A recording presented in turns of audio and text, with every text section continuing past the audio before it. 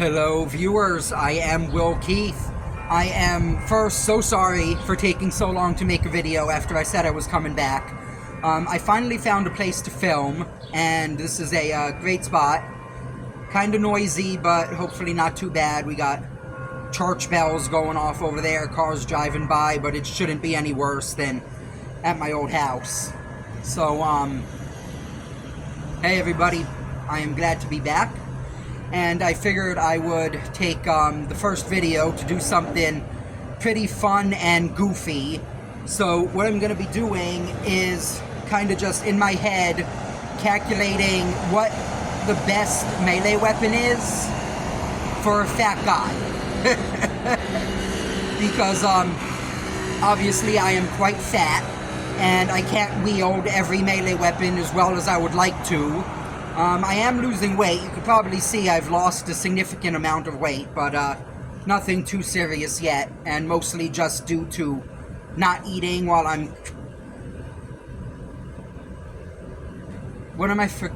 forgetting the word I'm thinking of here, but just very depressed and anxious. But anyway, I am going to be doing that. Best melee weapon for a fat guy. And we're going to start obviously with the katana, since that's what I've done most of on my channel. A katana, it's not very long, it's not heavy at all, it's easy to wield in one hand, but it is technically a two-handed weapon. And me, with my big fucking gut in the way, it's not that easy to get full, really nice two-handed swings because my range of motion is limited. So a katana, when wielded properly, is never going to be the optimal weapon for me, nor is any kind of long sword or two-handed battle axe. Any kind of two-handed weapon is not going to be optimal for me.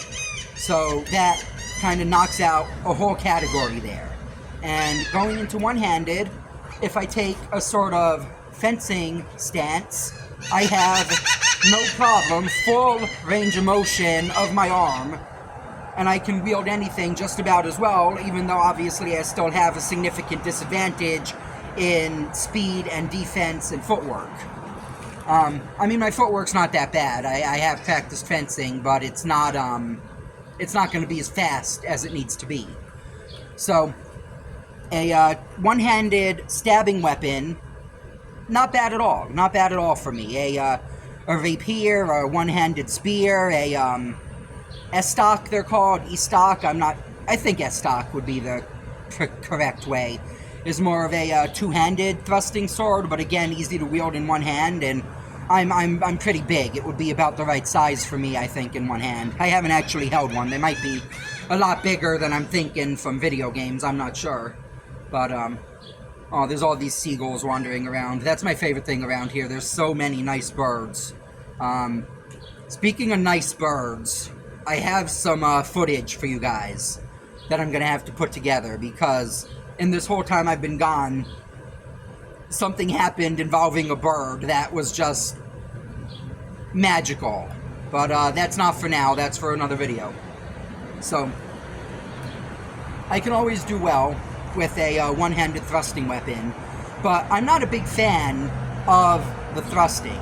I don't have any logical reason not to be. I mean, I'm not one of those people that's like, ugh, thrusting is stupid. Why not just cut the guy in half with a fucking claymore, you know? And, you know, that's just as respectable, but stabbing, totally fine. Nothing wrong with stabbing, nothing wrong with thrusting. It's a legitimate, perfect, effective technique. I'm just not that big of a fan of it. I prefer cutting. And that leads into what I'm going to say. If I was in like some kind of survival situation or going into an actual fight where I could pick my weapon, what I would choose would be a long machete. Something like a Latin machete, that those come out to like here. They're really freaking long. And Cold Steel makes some really good specialized machetes. Like they have the Gladius machete, the Katana machete, the Kukri machete is one of my favorites, if not my favorite machete that I've had. But very effective, very durable, can be sharpened to any degree you want. but machetes generally aren't supposed to be like insanely sharp because you want to preserve that utility edge. But a machete is really effective in every possible scenario, be it survival, just exploration in the woods, combat.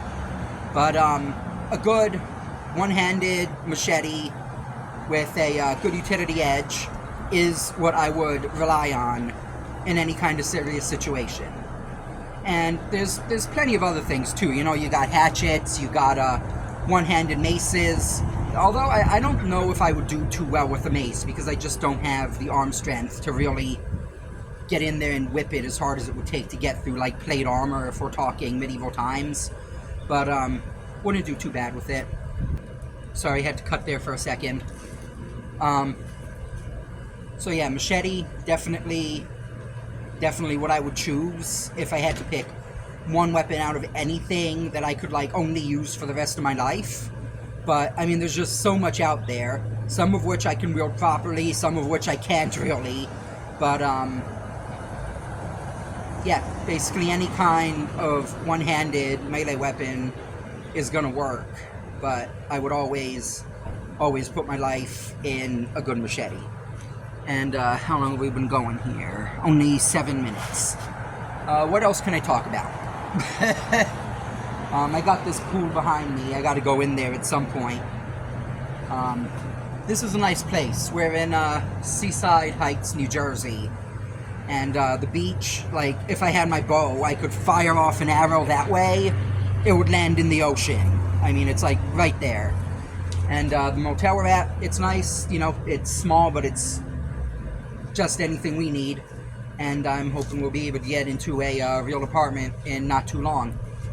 So here I am making videos again. This was just kind of a random off-the-cuff thing. Get a good first video out there, and then I got to really brainstorm, get some good ideas in my head for stuff that I can do when I don't really have access to much of my stuff. I have a good machete, the Kukri machete that I mentioned earlier. I still have that. I never go anywhere without access to that. I have a Warhammer. I have a couple of smaller knives.